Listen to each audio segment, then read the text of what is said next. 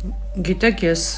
ինչ եմ 90-ականները կարոտում։ Ես հիմա արդեն գիտեմ ինչ եմ կարոտում։ Ես ուզում եմ այն բարի, այն մաքուր մթնոլորտը հետ գա։ Այն սերը, մեծ, գերագույն սերը հետ գա հայի հանդեպ։ Հայը հային չատի էլ։ Ես մտնում եմ ինտերնետ, չեմ հասկանում, ես ի՞նչ է կատարվում։ Ոնց կարա հայը հային այս տիպի ատի, ոնց։ Նայում եմ, դերասանուհին ա մեր, ես չեմ էլ ճանաչում այդ աղջկան, Սոֆյան։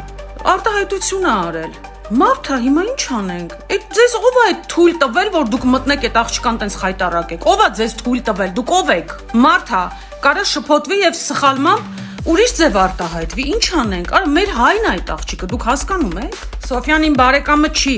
իմ քուրը չի, իմ հորեղբոր աղջիկը չի, իմ հորքուրի աղջիկը չի, իմ մորքուրի աղջիկը չի, ես այդ աղջկան չեմ էլ տեսել մոտիկից երբեք։ Բայց Սոֆյան մի բան ունի իմ հետ։ Նույն բանը կա մեր մեջ, դա հայի արյունն է, հայի դնթն է, որ իմ սիրտը ցավում է, որ հայերին վիրավորում են այսպես։ Չի կարելի։ Դուք հասկանում եք, որ նա մայր է, նա ինչ որ մեկի կինն է, նա ձեր հայն է, ձեզ դուր կգա ձեր աղջկան, քրոջը, մորը, չգիտեմ, կնոջը, այդ տիպի ձեռ առնեն, այդ ինչ եք անում դուք։ Լավ, երբ եք խելքի գալու, ես չեմ հասկանում։ Սպասում եք մեկը մի հատ հարցազրույց տա, միտեղ սայթակի, որ լրատվականներն էլ վերցնեն դա դնեն, սա լրատվական էթիկայի խախտում է, սա լրագրողի էթիկայի խախտում է շատ լուրջ, դուք եք մեղավոր։ Անգրագետ լրագրողն է մեղավոր, որ այդ աղջկան իր արած այդ հայտարարությունը, իր արած այդ մեկնաբանությունը այդպես է դրել, վերնագրել է։ Ինչ անենք, աղջիկա շփոթել է, ինչ անենք։ Մարդը ուզում է բացատրի, որ առաջ ինքը քչով բավարարվում էր, հիմա հասկացել է, որ շատով պիտի բավարարվի։ Այդ ինչի է կտենց